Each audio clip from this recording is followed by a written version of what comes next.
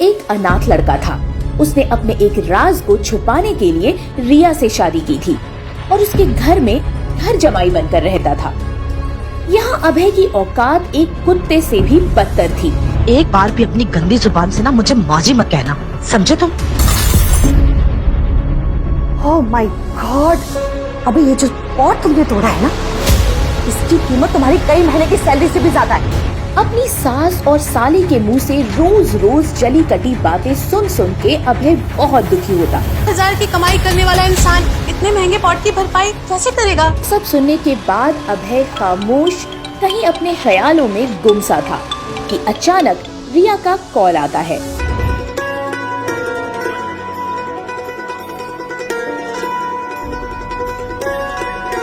Hello अभय, तुम कहाँ पर हो?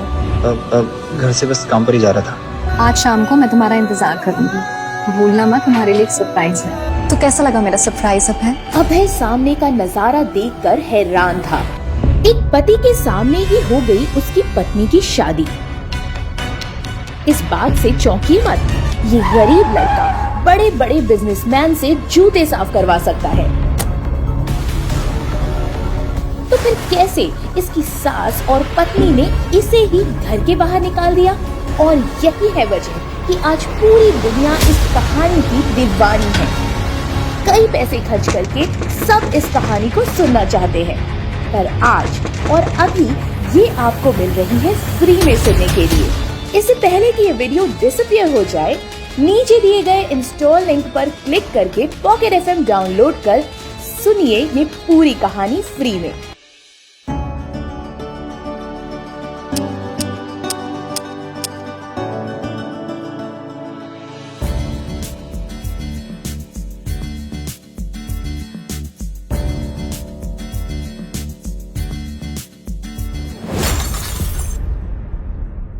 ओह माय गॉड, अभी ये जो पॉट तुमने तोड़ा है ना, इसकी कीमत तुम्हारी कई महीने की सैलरी से भी ज्यादा है।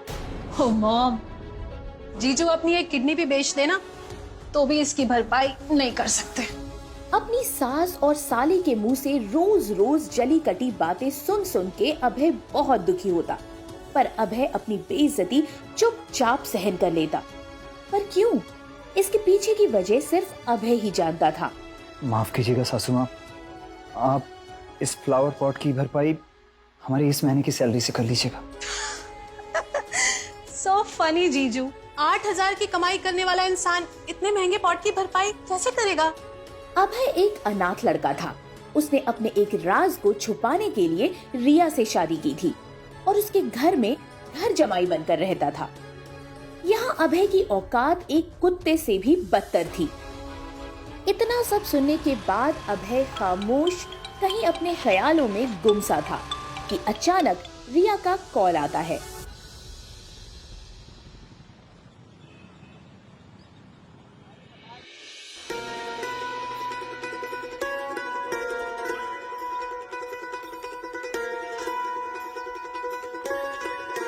हेलो अभय, तुम कहाँ पर हो? शादी के बाद ये पहली बार था जब रिया ने अभय से इतने प्यार से बात की थी। अभय बड़े सुकून से बोला, घर से बस काम पर ही जा रहा था। ओके, आज शाम को मैं तुम्हारा इंतजार करूंगी, भूलना मत, तुम्हारे लिए एक सरप्राइज है।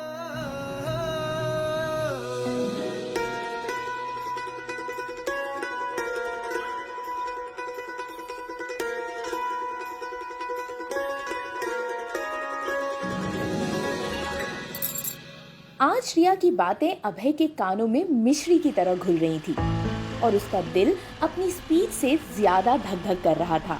अभय एक छोटी सी कंपनी में सुपरवाइजर था, जहां उसकी सैलरी भी बस नाम मात्र ही थी।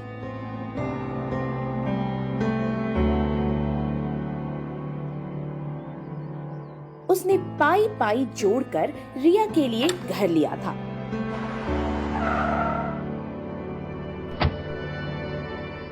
घर छोटा लेकिन बहुत ही खूबसूरत, लेकिन रिया और उसकी फैमिली हमेशा अभय को नीचा दिखाने में ही लगे रहते थे।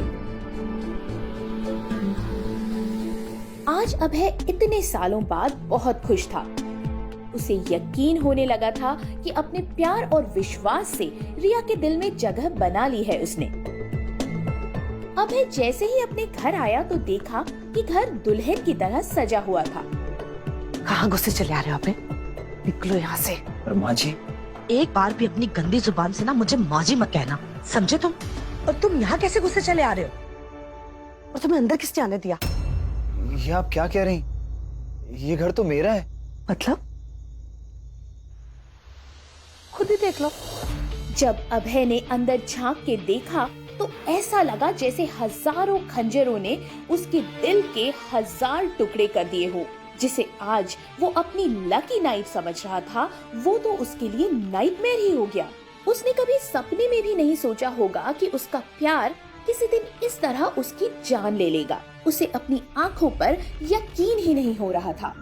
तो कैसा लगा मेरा सरप्राइज अभय? अभय सामने का नजारा देखकर हैरान था, क्योंकि सामने उसकी पत्नी किसी और के साथ शादी रचा रही थी। उसे यकीन नहीं हो रहा था अपनी आंखों पर। सुबह तक तो सब ठीक था, फिर ये अचानक कैसे? आखिर मेरे होते हुए रिया दूसरी शादी कैसे कर सकती है? रिया, तुम मेरे रहते किसी और से शादी कैसे कर सकती हो, जबकि हमारा तलाक भी नहीं हुआ है? मैं तुमसे बहुत प्यार करता हूँ। मुझे तुम्हारे गरीब और फटीचर प्यार की कोई जरूरत नहीं है मिस्टर अभय, समझे? मेरे नए पति ने शादी से पहले ही मुझे एक स्पोर्ट्स कार, बंगला और बहुत सारे पैसे गिफ्ट में दिए हैं, और तुम ये सस्ता सा गजरा उठा के लिया है। हाँ, बाय बाय मिस्टर अभय। मैंने अपने पापा से किया हुआ वादा पूरा कर दिया है। अब तुम मुझे अपनी ये गंदी मैली शक्ल मत दिखाना।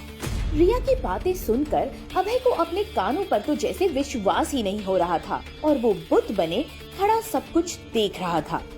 रिया, रिया, ये वैसे भी हमारे फैमिली फंक्शन में इनवाइटेड नहीं है। तुम जाओ, मुहूर्त का वक्त निकला जा रहा है। रिया, बस कान खोल के मेरी एक बात सुन लो। आज से तुम्हारा और मेरा कोई रिश्ता नहीं है, और ना ही तुम्हारा रिया के साथ कोई रिश्ता है। अब जो उखाड़ना है ना, उखाड़ लो। अपनी सास की बातों को सुनकर अभय के पैरों तले जैसे जमीन ही खिसक गई हो। आज उसकी आंखों के सामने से उसका घर, सामान और यहाँ तक कि उसकी पत्नी को भी छीन लिया गया था। ये नजारा देख अभय का सर भारी होने लगा था, और 3 साल पहले के उसके कुछ जख्म मानो ताजा हो गए हों। अभय के दिमाग में बहुत कुछ चल रहा था। वो सड़क पर अपनी सोच में गुम आगे बढ़ता जा रहा था कि तभी अचानक एक अप्सरा सी लड़की जो काले कपड़ों में थी, अभय का हाथ खींच उसे अपने काफी करीब ले आती है। तुम फिर से? आखिर कौन थी वो काले कपड़ों वाली अप्सरा सी सुंदर लड़की? अब क्या करेगा अभय? कैसे देगा जवाब अपनी सास और पत्नी को? आखिर क्या वादा किया था रिया ने अपने पिता से, जो उसने पूरा कर लिया? तुम फिर से आ गई? हाँ, सुबह से पीछा कर रही हो मेरा। अरे क्या बिगाड़ा है मैंने तुम्हारा? ये करने के लिए तुम्हें कोई और लड़का नहीं मिल रहा है क्या? अभय, तुम घबराओ मत। मैं कुछ ऐसा वैसा नहीं करने वाली थी तुम्हारे साथ। मैं तो बस चाहती हूँ कि तुम्हें तुम्हारी सच्चाई बता सकूं, जिससे तुम पिछले 3 सालों से भाग रहे हो। कोई सच्चाई नहीं जाननी मुझे अपनी। तुम जाओ यहाँ से। मैं जानती हूँ अभय, आज जो तुम्हारे साथ हुआ उसके बाद तुम्हारा किसी पर भी विश्वास करना बहुत मुश्किल है। लेकिन जब तुम्हें ये पता चलेगा कि तुम कौन हो, उसके बाद तुम्हें आज का ये टाइम हमेशा याद रहेगा। इतना बोलकर वो लड़की एक बॉक्स उसे थमाकर चली गई।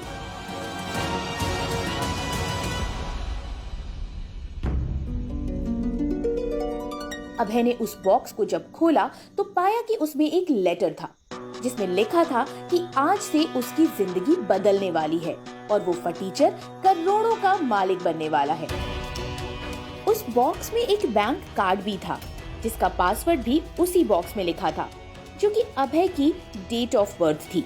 अभय उस काले बॉक्स को पकड़कर बस यही सोच रहा था कि इस लड़की ने वो बॉक्स उसे ही क्यों दिया।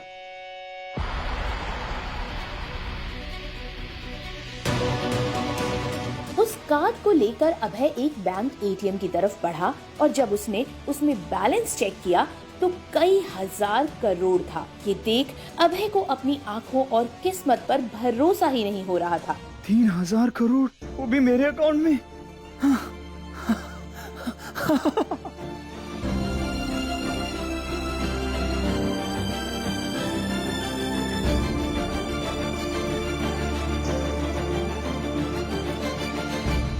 लेकिन अभय के दिमाग में हजारों सवाल उठ खड़े हुए।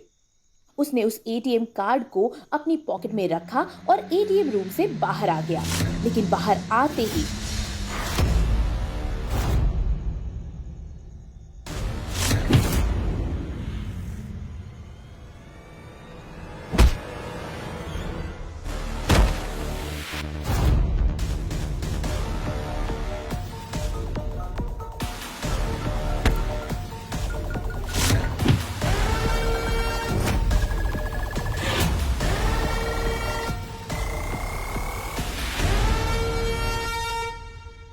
अभय जैसे तैसे जान बचाता एक खाली पुराने घर में घुस गया।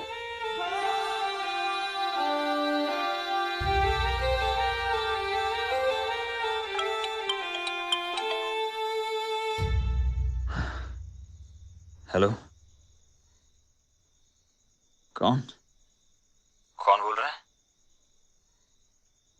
मैं वो हूं जो इस वक्त तुम्हारे दिमाग पे उठ रहे सारे सवालों का जवाब दे सकता है। जैसे ये हमला तुम पर किसने करवाया, ये करोड़ों का बैंक कार्ड तुम्हारे पास क्यों और कहां से आया। अगर जानना चाहते हो तो शाम के ठीक 7 बजे मेरे विला पे पहुंच जाना।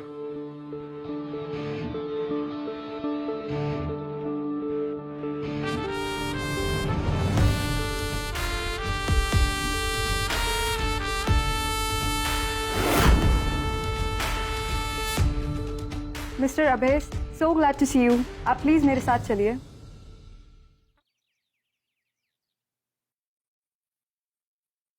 Sir please.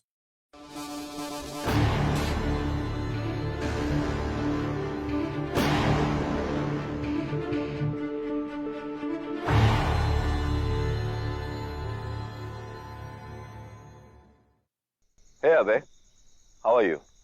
मिस्टर राठौर, क्या आप जानते हैं कि मुझ पर हमला किसने करवाया? हाँ, वो हमला मैंने ही तुम पे करवाया था। आपने? पर क्यों? मैंने तो आपका कुछ भी नहीं बिगाड़ा है। आप मुझे क्यों मरवाना चाहते हैं? वो तुम्हारा टेस्ट था अबे, जिसमें तुम पास हुए। जब से तुमने मेरी जान बचाई है अबे, तभी से मैं तुमसे मिलना चाहता था और मिलकर बस थैंक्स बोलना चाहता था, लेकिन मौका ही नहीं मिला। अबे कुछ दिन पहले मुझे पता चला कि मेरी बेटी सानिया कोई जान से मारना चाहता है। सानिया की जान खतरे में है, लेकिन फिर पता चला कि पिछले 3 साल से तुम सर्विस के बाहर हो। इसीलिए तुम्हारा टेस्ट लेना पड़ा कि आखिर देखूं कि कहीं लोहे को जंग तो नहीं लग गया है। पर सर, मैं ही क्यों?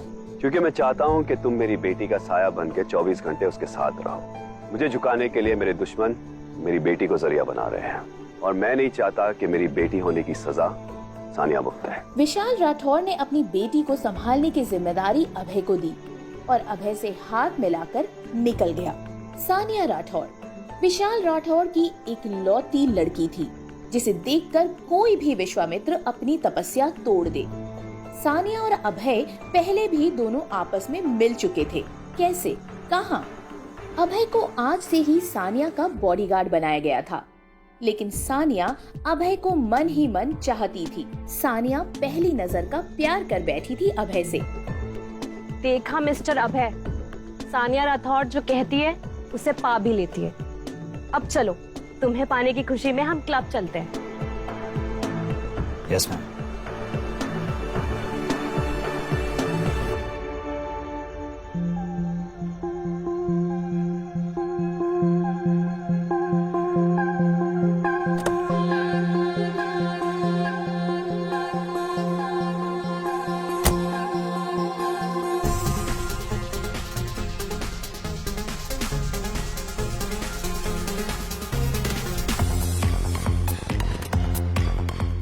इस फटीचर की इतनी औकात कि ये यहाँ इस क्लब में, वो भी सानिया राठौर के साथ।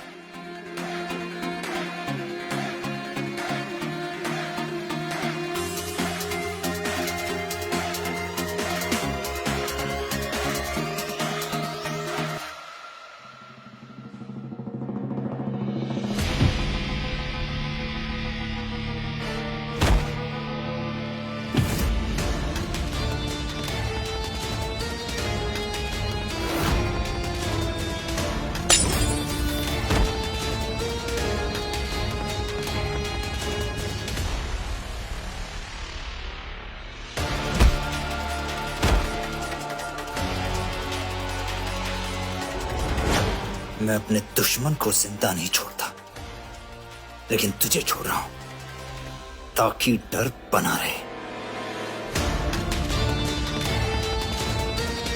सूर्या और रिया ये देख हैरान थे कि अभय के पास इतनी ताकत कैसे आई। पहले पैसा फिर ताकत, मन ही मन सूर्या अभय से जलने लगा।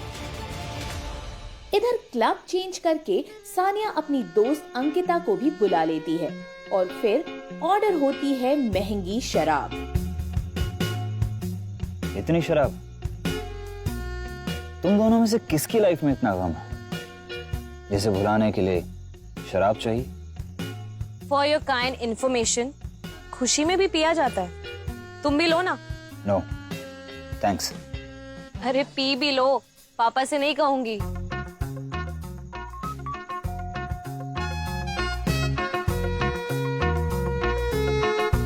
तुम्हारे पापा से तुम डरती होगी, मैं नहीं।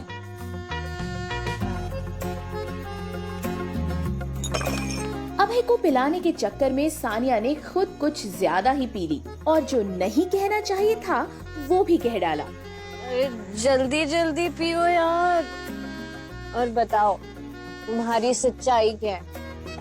कहाँ से आए हो, कहाँ रहते हो, सब कुछ। सानिया की बातें सुन अभय चौंक गया, क्योंकि नशे में सानिया ने कुछ ऐसा कह दिया था जो उसे नहीं कहना चाहिए था। सानिया, ये क्या कह रही हो तुम? मुझसे इतना बड़ा झूठ बोला क्या? ये नहीं हो सकता।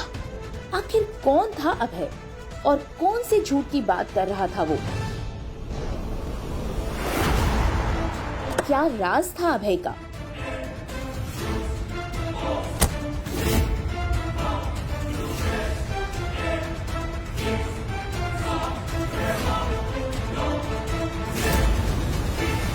ऐसा क्या सच बताया सानिया ने नशे की हालत में अभय को कि उसके होश उड़ गए?